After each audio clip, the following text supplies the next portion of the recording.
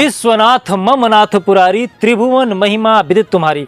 मकर राशि के जो जातक हैं, इनका स्वभाव कैसा होता है, इनके जीवन में इनका भाग्य कब उदय लेता है, इनके जीवन में ज़्यादा दुख रहता है या ज़्यादा सुख रहता है, ऐसे व्यक्ति को बिजनेस व्यापार करना चाहिए या नौकरी करना चाहिए, एक एक करके सारी सूचना मैं इस वीडियो में दूंगा। इनको कौन सा मंत्र का जाप करना चाहिए, इनको कौन सा रत्न धारण करना चाहिए, सारी सूचना इस वीडियो में दूंगा। तो लास्ट तक आप इस वीडियो को जरूर देखिएगा। जय श्री महाकाल, मैं राहुल तिवारी आप सभी का आपका अपने इस चैनल में हृदय से स्वागत करता हूं। दोस्त, मकर राशि के जो जातक हैं, इनका जो स्वभाव रहता है थोड़ा सा उग्र रहता है, क्रोधी मिजाज के हैं, लेकिन ये हमेशा क्रोध नहीं करते हैं।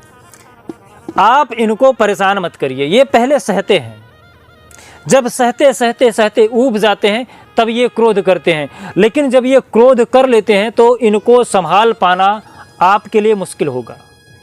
पहले तो ये क्रोध नहीं करते हैं, लेकिन यदि क्रोध कर लेंगे तो फिर इनको संभाल पाना आपके लिए मुश्किल हो जाएगा, किसी के लिए भी मुश्किल हो जाता है। फिर ये जो सोचते हैं वो निश्चित रूप से करके ही मानते हैं। इनका क्रोध ऐसा नहीं है कि अभी किया अभी गायब, ये कर लेते हैं, ठान लेते हैं तो उसको पूरा करके तभी पीछे हटते हैं। कर्मशील व्यक्ति होते हैं, कर्म प्रधान विश्व कर राखा, जो जस करस तो तस फल चाखा, कर्म को प्रधान मानते हैं। ऐसे व्यक्ति तमोगुणी के रहते हैं, ऐसे व्यक्ति ठगी प्रवृत्ति के होते हैं। यदि आप इनको ठगने की जरा से भी हरकत करोगे तो ये आपसे भी बड़े ठग हैं।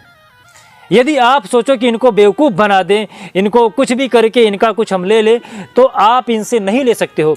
यदि आप इनसे क्षमा याचना करते हो, सहजता से मांग लेते हो, तो ये आपको निश्चित रूप से दे देंगे और आपकी मदद भी कर देंगे।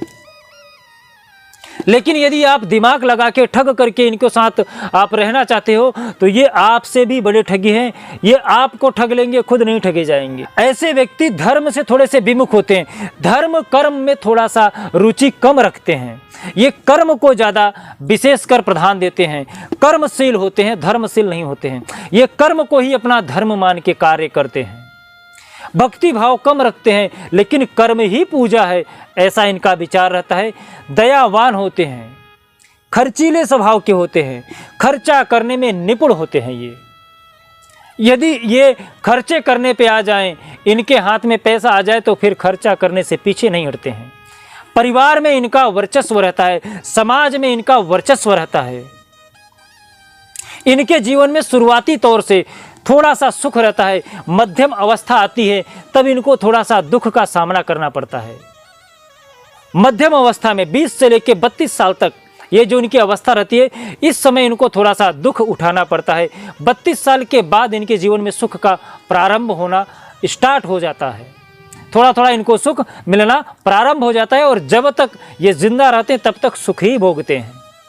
लेकिन 32 साल के बाद इनके जीवन में इनके जो भाग्य का उदय होता है वो 32 साल से 36 साल के बीच में होता है। चाहे वो 32 साल में हो जाए, चाहे वो 34 साल में हो जाए या 36 साल में हो जाए, इनको बिजनेस व्यापार कुछ भी करा लो, दोनों में ये सहज रूप से सम्मिलित हो जाते हैं। लेकिन यदि आप इनके सामने गलत करोगे तब आपकी खैर नहीं है।